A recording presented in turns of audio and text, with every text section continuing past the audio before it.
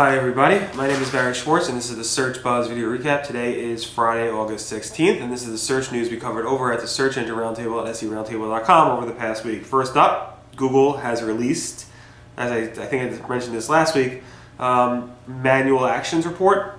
They announced it, I believe, Friday or Thursday last week. It went offline shortly after this video from last week, but now it's back.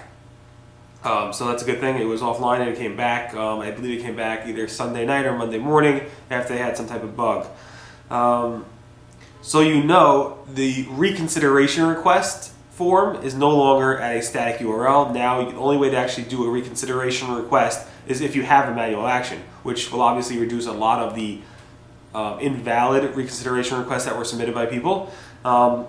And it would make things more targeted. So if you know you have a manual action specifically for a specific topic, like bad links or hidden text, you could actually go ahead and go to that specific manual action and submit a reconsideration request specifically for that action, so you can actually know if you're done stuff. So this actually will help twofold. It will help webmasters know what they should actually do to help their site be removed from a manual penalty. Note, this is not for algorithmic penalties. So if you're hit by Panda or Penguin or anything like that, this reconsideration request will not help you. It also will not show up in the manual action section because it's not a manual action.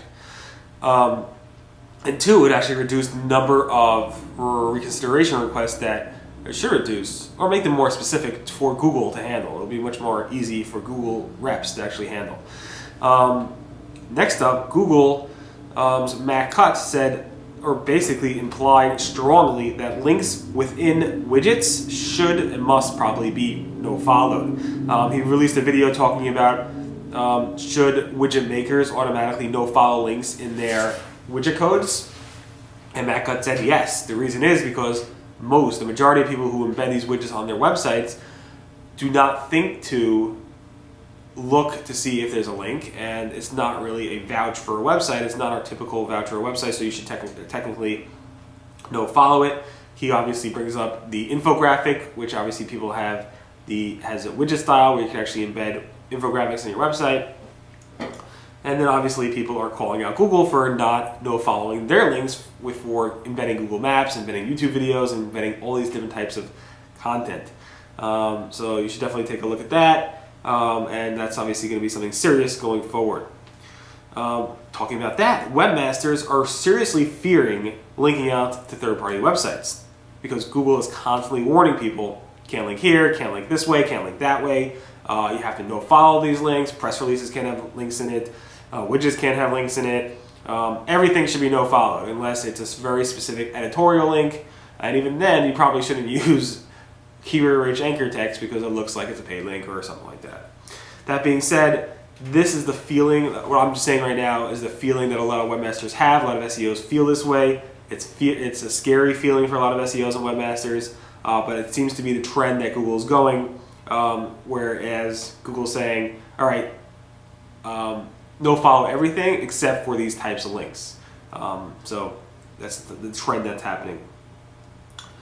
Now, let's say you get a penalty, Google wants, and you submit a reconsideration request through the manual action reviewer. The truth is, Google released a video talking about this and said they really, really, really want you to try really, really hard when you submit a reconsideration request. They want you to really mean it. And they gave a list of things that you have to do to earn Google's trust in order for that reconsideration request to work. And you have to make multiple takedown requests to sites referring to bad links. You have to keep documentation of those efforts and submit that to Google. You have to clearly articulate and even possible provide evidence of your efforts to remove those links. And you have to go ahead and when you have made 2 or 3 attempts to take down those links, then you should after you make those attempts, after 2 or 3 times, then you should use a disavow tool. So they really, really, really want you to make an effort to remove things and to help your website and to improve your search quality before you actually submit a reconsideration request, and they're not making it easy. They want you to actually document everything. Google's skip redirect has added support for the rel alternate media annotation. Specifically, Pierre Farr from Google calls this a sweet little update. Basically, let me summarize what he said. He explains, it gives you a little bit more flexibility on how it handles users with robots, and he says in this case, even if a desktop page doesn't automatically redirect to a smartphone page, if we discovered the valid annotation linking the desktop and the smartphone pages, our algorithm may still change the link target shown in the search results to point directly to the smartphone page. I know many webmasters asked about this exact thing, and now you can be happy about it. So that's what he said. You should definitely take a look at that if you're doing a lot of mobile web development. Good news, this face will now, or should now, soon appear more in the search results for any of your Google SEO search-related queries. 2 months ago, I reported that Google had some issue with the Search Engine Roundtable and authorship. Then I think last month or a month before that, I confirmed there was a bug with authorship with very few sites. Now I see my authorship returning for the Search Engine Roundtable, but always so for the Search Engine Land. So typically between Search Engine Land and Search Engine Roundtable, any SEO related, search related, Google related query, typically you'll see my face now show up in search results again. So I apologize, and I guess you could always use some type of image blocker in the search results if it offends you.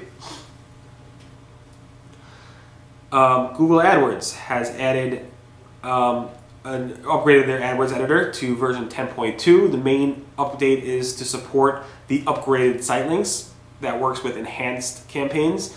There's a ton of details in terms of what was updated specifically with the AdWords editor, but if you are upgraded to the new enhanced campaigns and you have upgraded site links and other things, you definitely need to get this version update of 10.2. Google's big announcement this week is that they launched Google Now-like functions directly on Google.com. So now you can actually search for things like show me my appointments or show me my upcoming flights. Just Google this stuff or talk to it. Say upcoming reservations, recent purchases, when will my package arrive, what are my plans tomorrow, photos that I've uploaded that were in Thailand, what's my flight status, stuff like that, and Google will return from Google.com. This is specifically rolling out just to US English-speaking users on desktop, tablet, and smartphone, but Google will return your information either from your Gmail results or whatever it might be. Basically, people are calling this a virtual assistant or a personal assistant, specifically from Google. Google calls this My Answers. Finally, Google Plus for Android has added location sharing after Google shut down and discontinued Google Latitude. So Google Latitude is basically a way of you sharing your location with your friends. So Google promised to be adding it back in some form or fashion to Google Maps or Google Plus. So it's been added back to Google Plus Android. I assume it's coming for iOS as well, where you can actually share your locations with your friends across the world. And that's what was expected as well. Other features to the Google Plus app that were released for Android are account and page switching is a lot easier. Google Apps for Business features are now fully supported. Google Drive photos and videos are now accessible from the Google Plus app. And Messenger is going away, but Hangouts is sticking around. Anyway, that pretty much recaps the Search Buzz video recap. My name again is Barry Schwartz, and this is the search news we covered over at the Search Engine Roundtable at seroundtable.com. Today again is Friday, August 16th. Thanks so much for listening, and I'll see you guys next week. Everyone have a great weekend. Bye.